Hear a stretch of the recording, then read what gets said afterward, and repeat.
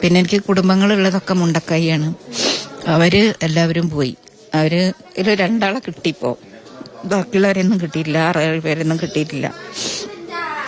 അപ്പൊ ഇനിയിപ്പോ വീടുമില്ല, സ്ഥലവുമില്ല, ജോലിക്കൊന്നും പോയിട്ടും ജീവിക്കാനുള്ള കഴിവുമില്ല. ഇപ്പൊ 2ാമത്തെ ബോട്ടിന് വീടും ഞാനൊക്കെ അടക്കം ഒന്നിച്ച് പോയിട്ടുണ്ട്. പക്ഷെ അവര് വാതിൽ പൊളിച്ചിട്ടാണെങ്കിലും എന്റെ ജീവൻ അവര് രക്ഷിച്ചു. 2ാമത്തെ ബോട്ടിന് വീടും പോയി. അവിടെ പരിസരങ്ങൾ ഒരുപാട് പോയി. മുണ്ടക്കൈയുള്ള കുടുംബങ്ങളൊക്കെ ഒരുപാട് നഷ്ടപ്പെട്ടു പോയി. ഇനിയിപ്പോ എന്ത് ചെയ്യണമെന്നറിയാണ്ട് അങ്ങനെ ആലോചിച്ചിട്ടൊക്കെ. അപ്പോഴേക്കും ഞങ്ങൾ വീടിന്റെ അടുത്തുള്ള ഒരു പയ്യൻ വിളിച്ചു, ചേച്ചി ഇങ്ങനെ അറിഞ്ഞു എന്താണ്. ഞാൻ പറഞ്ഞു ഇപ്പൊ സേഫ് ആണെന്ന് പറയലും 2ാമത്തെ വരവ്. ഞാൻ പറഞ്ഞു എടാ 2ാമത് പോയിട്ട് ഞങ്ങൾ പോവാട്ടോ, എല്ലാരോടും പറയണേ ഞാൻ പോവാണ് എന്ന് പറഞ്ഞു. ഇത് പറയലും പിന്നെ വീടിങ്ങനെ കുലുങ്ങാൻ തുടങ്ങി. അപ്പോഴേക്കും ഞങ്ങൾ പ്രാർത്ഥിച്ച്, ഭഗവാനെ വിളിച്ച് ഞങ്ങൾ പ്രാർത്ഥിച്ച്.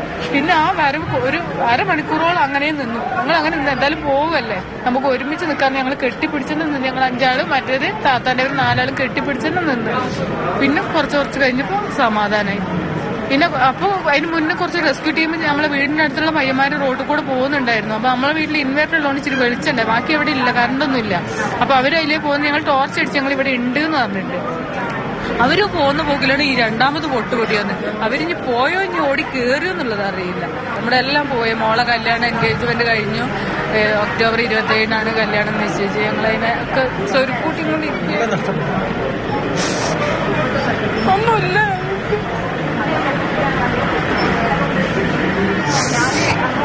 വീട് ഒന്നായിട്ട് മല പൊട്ടി വന്ന് വീട്ടിന്റെ അകത്ത് ഇങ്ങനെ കിടക്കുന്നോർത്ത് ബെഡ് ഇങ്ങനെ തന്നെ പൊന്തുന്നത്. അപ്പോഴാണ് ഞങ്ങൾ അറിയുന്നത് വെള്ളം വരുന്നുണ്ട്. പിന്നെ ഡോറൊന്നും തുറന്നിട്ട് കിട്ടില്ല. അവന് ഇത്രക്ക് ചളിയിലാണ് ഞങ്ങൾ നിൽക്കുന്നത്.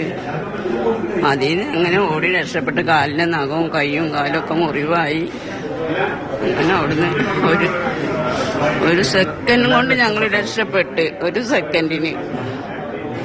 അപ്പത്തിന് വീണ്ടും അടുത്ത പൊട്ടിയിട്ട് മരങ്ങളെല്ലാം നന്നായിട്ട് വരുന്നു. ഇവിടെല്ലാം മൊത്തം പോയി. ഇനിയൊന്നുമില്ല.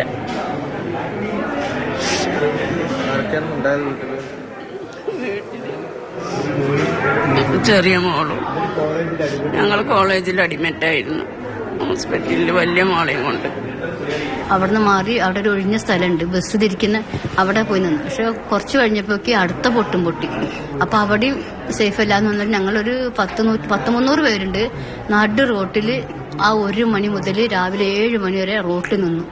അതിനുശേഷം വെളിച്ചം വന്നപ്പോൾ ഞങ്ങൾ ആദ്യം നിന്ന മദർസിലേക്ക് ഞങ്ങൾ കയറി. അതിന്റെ ഇടയ്ക്ക് പിന്നെ 2-3 ബോഡിയൊക്കെ കിട്ടി. അതിന്റെ രക്ഷാപ്രവർത്തനമൊക്കെ കൂടി എല്ലാവരും ഇതാക്കിയിട്ട് പിന്നെ രക്ഷാപ്രവർത്തനത്തിന് അവിടെ ഞങ്ങൾക്ക് ആളെത്താൻ 4 മണിക്കാണ് എത്തണത്. കുറ്റപ്പെടുത്തല്ല, സാഹചര്യം കൊണ്ടാണ്, എത്തിപ്പെടാൻ പറ്റുന്ന സാഹചര്യം കൊണ്ടാണ്. പിന്നെ പട്ടാളം വന്നിട്ടാണ് വീടൊക്കെ പോയി. വീടൊന്നുമില്ല, എല്ലാം പോയി. പരിസരത്തുള്ള ഒരു 150 വീടോളം പോയി. ആ വീടത്തെ ആൾക്കാരും കംപ്ലീറ്റ് പോയി. ഞങ്ങളെ വീട് ഭാഗികമായിട്ട് അവിടെ ഉണ്ട്, താമസയോഗ്യമല്ല.